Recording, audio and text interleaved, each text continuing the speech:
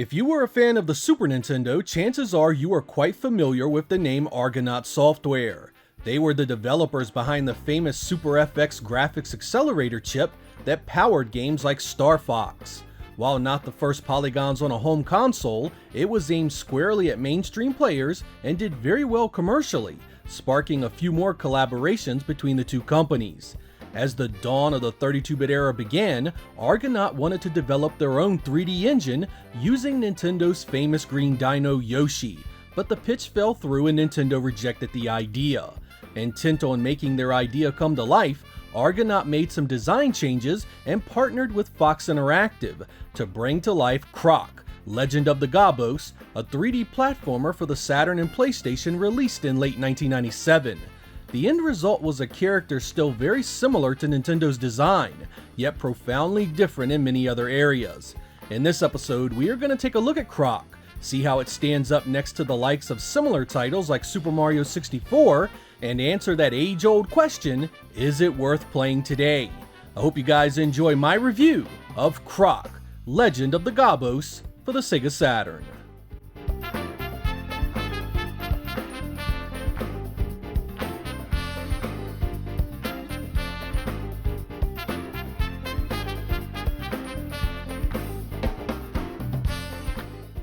Our story opens up with the peaceful Gobbos finding a baby Croc and raising him as one of their own.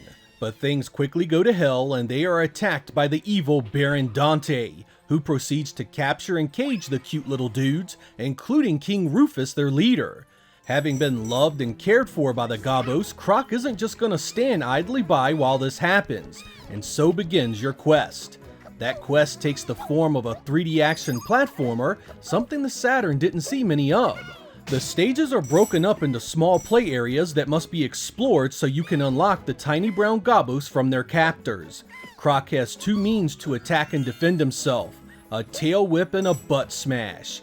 Enemies are your typical drones that march their predetermined paths, awaiting your swift justice, and rarely pose much threat at all. Once killed, it doesn't take long for them to respawn, so you can do it again and again. This makes them more of a nuisance than a challenge, leading you to wonder, what is the real purpose of the gameplay? Well, like so many games of this type, it's a collectathon plain and simple. Aside from the little Gobbos, there are crystals to pick up which also happen to allow you to take damage as long as you have some, similar to how rings work in the Sonic franchise. There are also special colored crystals that must be collected to open a door to find additional Gobbos, who are usually locked behind a puzzle of some kind. There are also plenty of extra lives to be collected as well as jigsaw puzzle pieces that unlock an entirely new play area at the end of the game. An overworld map links each island together as you get deeper in, and there are various themes for each one, such as snowy and desert landscapes, and of course some underwater fun for your enjoyment. There is a save game feature that you can use that supports both internal and cartridge-based options.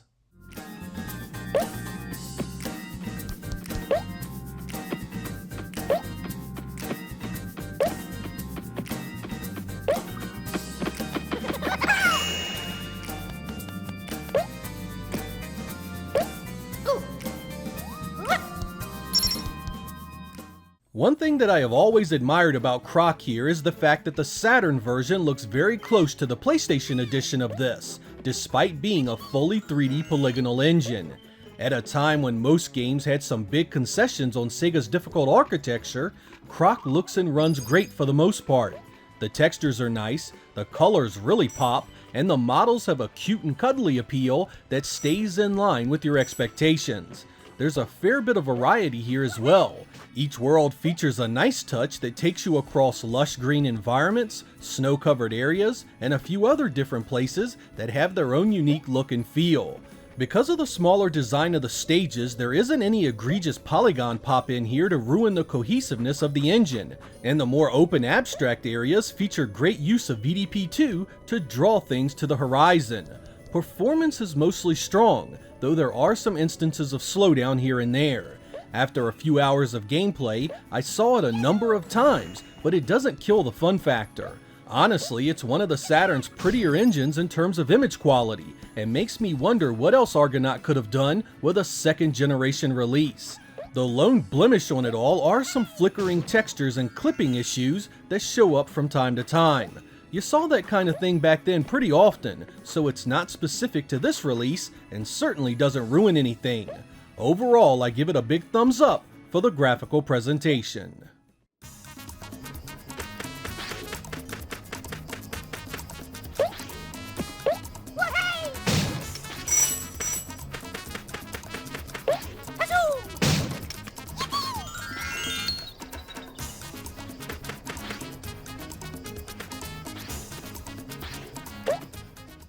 The music here was nothing short of a shocker. While I was expecting some happy-go-lucky garbage for kiddies, Croc actually has an excellent soundtrack that is varied and quite entertaining.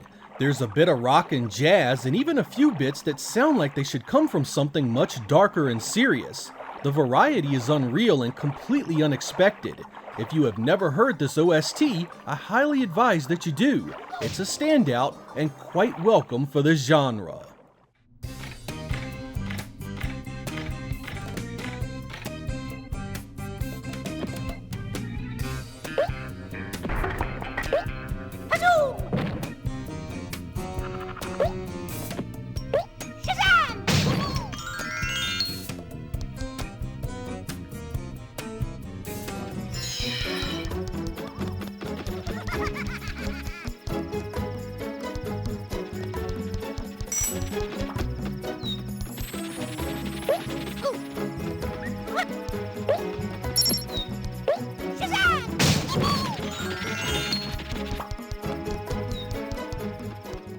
At this point, you're probably thinking, wow, Sega Lord X is really liking Croc.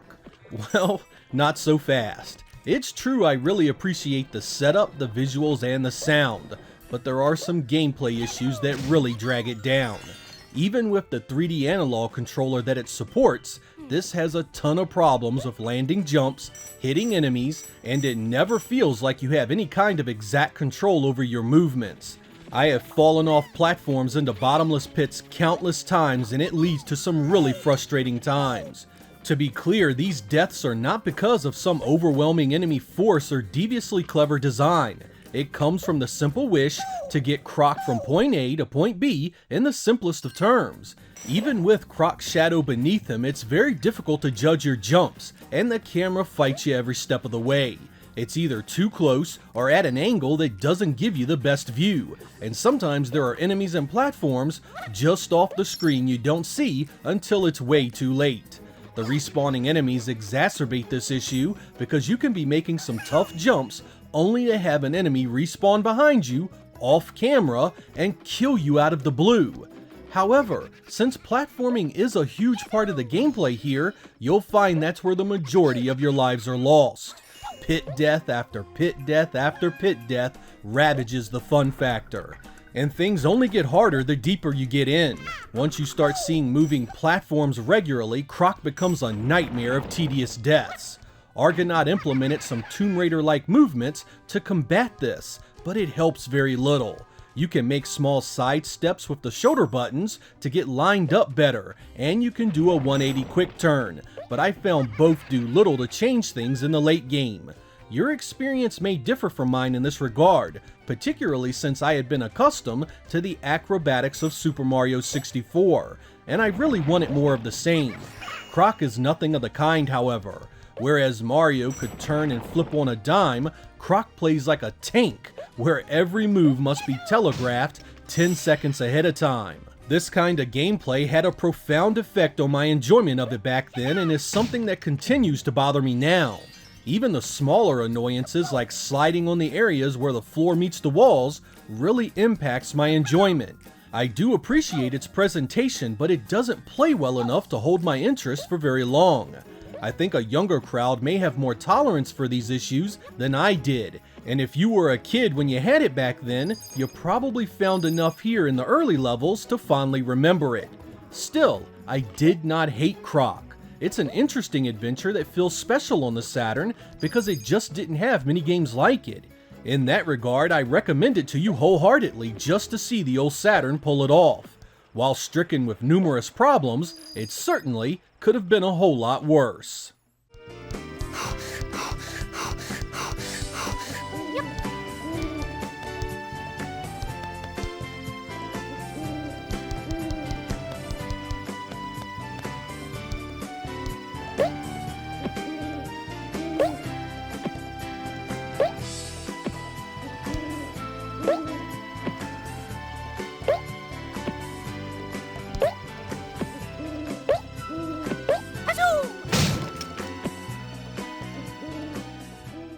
Croc was released on the Saturn in October of 1997, well into its Western demise, and for that, I wanted so much to like this game.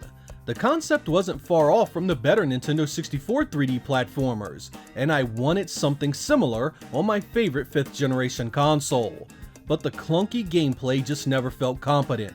I never felt like I had full control over Croc, and I died trying to do the most basic of things.